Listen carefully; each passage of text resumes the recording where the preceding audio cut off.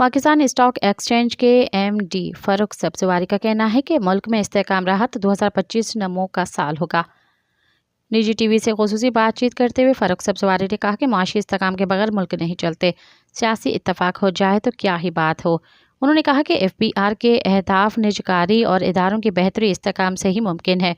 फ़ारूक सब्ज़वारी का कहना है कि रिफॉर्म्स एजेंडा पॉलिसी तसलसल हमारी तरजीह होनी चाहिए। 2 साल पहले डिफ़ॉल्ट पर थे, अब 1 साल से हर नंबर अच्छा है। IMF प्रोग्राम पर अमल करना छोड़ा तो मसला होगा। पाकिस्तान स्टॉक एक्सचेंज के MD ने कहा कि मुआशी इस्तेहकाम मौक़ा फराहम कर रहा है, जिसे फ़ायदा उठाना ज़रूरी है। 2025 में तवज्जो सरमायाकारों और लिस्टिंग की तादाद बढ़ाने पर होगी।